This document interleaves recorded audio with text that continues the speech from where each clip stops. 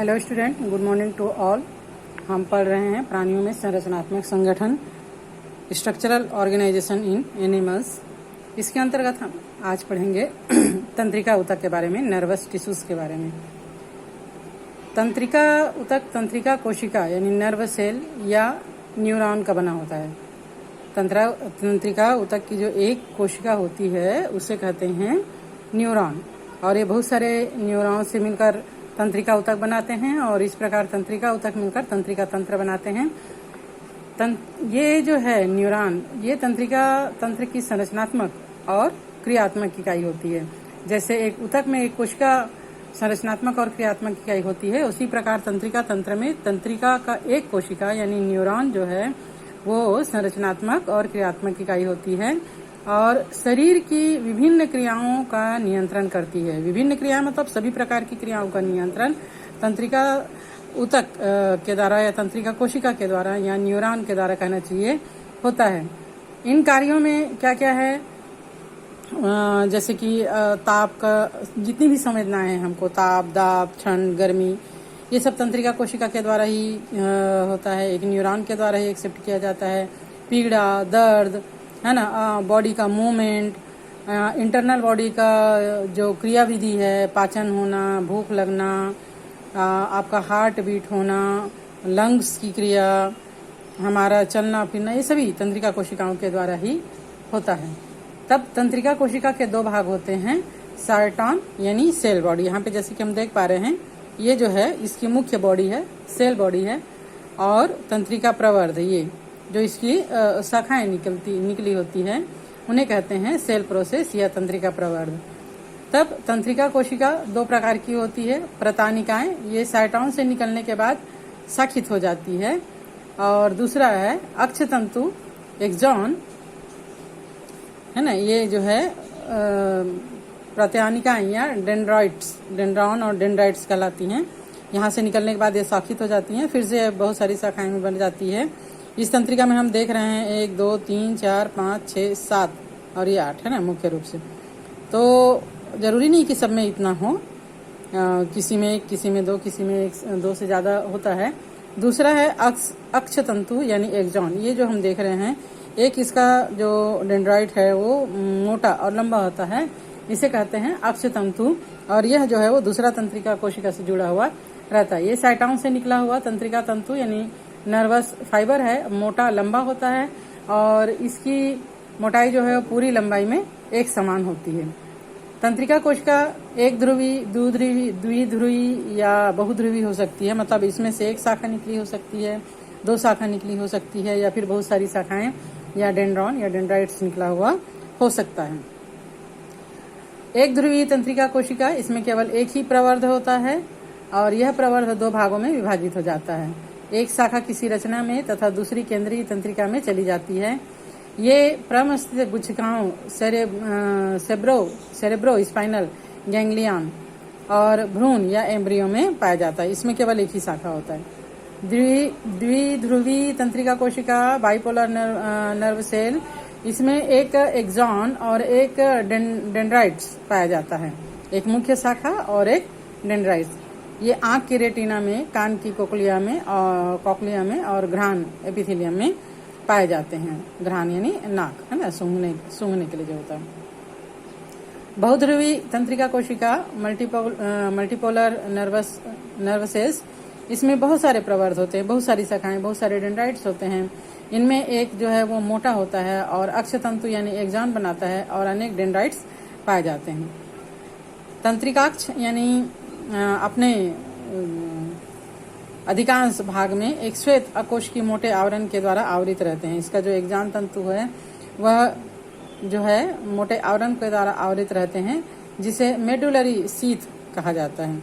ठीक है, यहाँ पर ये जो एक्सॉन दिख रहा है, या इसको एक्सॉन मान लो आप, तो ये मोटे आवरण के द्वारा आच्छादित रहते हैं, जो स्टार्च कणों से मिलकर बने होते हैं। इसको मेडुलरी सीथ कहा जाता है। ये श्वान कोशिकाओं के द्वारा यानी निर्मित होते हैं। स्वान नामक वैज्ञानिक ने इनका खोज किया था, इसके आधार पर इनका नाम स्वान कोशिका रखा गया है, जो मज्जा आच्छाद्य के भीतर की ओर व्यवस्थित उपस्थित रहती हैं। मज्जा आच्छाद्य के बाहर तंत्रिका छद यानी लेमा नामक आवरण पाया जाता है। मज्जा आच्छादन में जगह जगह पर संकीर्णन या कंस्ट्रक्शन पाए जाते हैं, जिनको रेनवियर की पर्वसंधियां या नोट्स ऑफ रेनवियर कहा जाता है।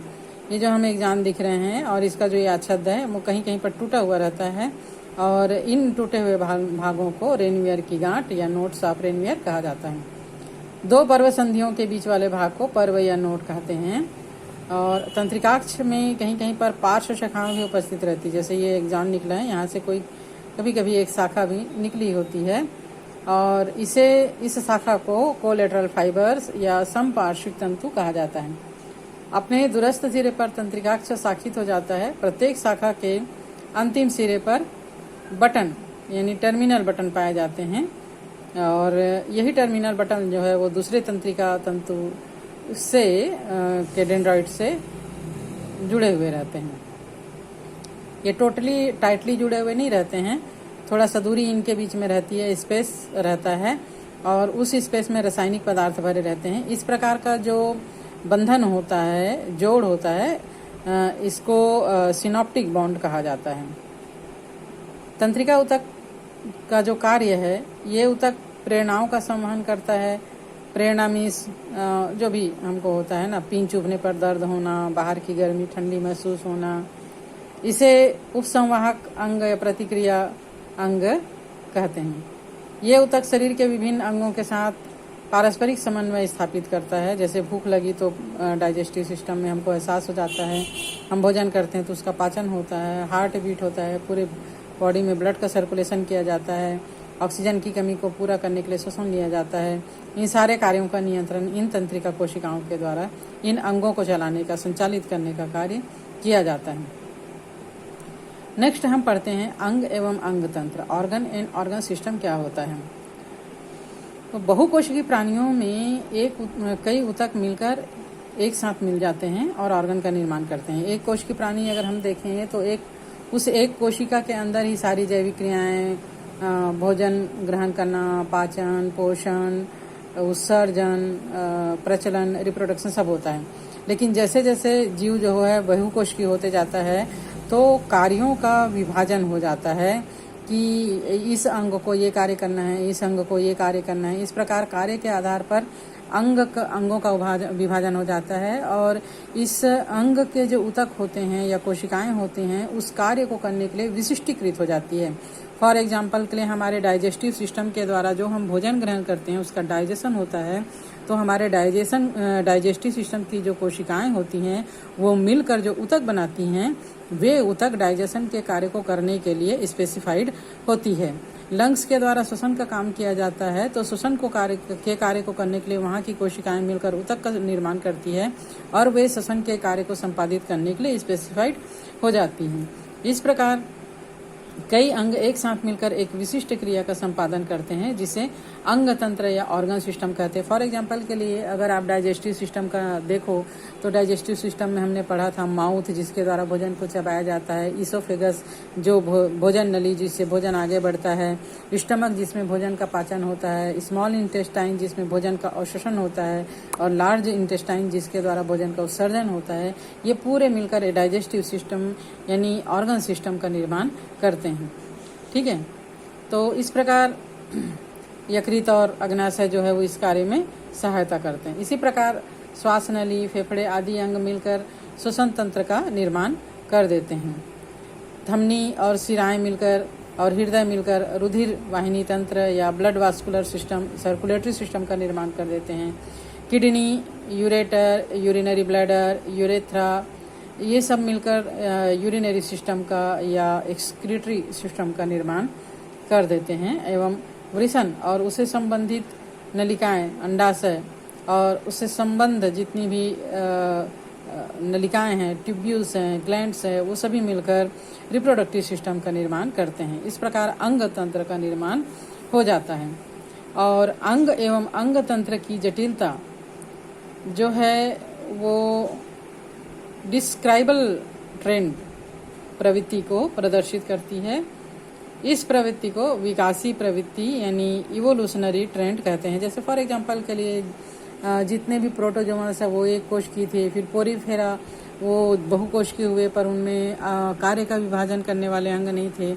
इसके बाद सिलेंट्रेटा में हाइड्रा वगैरह का उदाहरण हमने पढ़े, तो इसमें कार्य का विभाजन निम्न स्तर पर हुआ, है ना। फिर जैसे जैसे जीवों का विकास होते गया तो कार्यों का विभाजन जो है उच्च स्तर पर होने लगा। कोशिकाएं हर एक कार्य को करने के लिए स्पेसिफाइड होने लगी और अंग तंत्र का निर्माण करने लगी। इस अध्याय के भाग में हम 3 जीवों के विभिन्न विकासी स्तर के बारे में अध्ययन करेंगे, जिससे हमें शारीरिक यानी एनाटॉमी और आकार की मॉर्फोलॉजी के संगठन एवं क्रियाविधि के बारे में जानकारी प्राप्त होगी। आकारिकी से तात्पर्य शरीर के बाहर के अंग की बनावट होती है, बाहर से वो दिखने में कैसा है, कौन कौन से अंग है, अंगों की संरचना क्या है ना। और शारीरिकी का मतलब होता है आंतरिक अंगों का, उसके बॉडी के अंदर किस प्रकार का सिस्टम है, किस प्रकार के अंग का संरचना है, इनका स्टडी करना। तो प्राणियों के आकारिकी एवं शारीरिक के संबंध में इस चैप्टर में, इस लेसन में हम केंचुआ यानी अर्थवर्म, कॉकरोच, मेढक यानी फ्रॉग का स्टडी करेंगे। केंचुआ और कॉकरोच जो है वो अकशेरुकी यानी इनवर्टिब्रेट्स यानी नॉन कॉर्डेट्स में आते हैं, और मेढक यानी फ्रॉग जो है वो कशेरुकी यानी वर्टिब्रेट यानी कॉर्डेट्स का प्रतिनिधित्व करते हैं। तो नेक्स्ट चैप्टर में, नेक्स्ट लेक्चर में हम केंचुआ या अर्थवर्म के एनाटॉमी और मॉर्फोलॉजी के बारे में स्टडी करेंगे।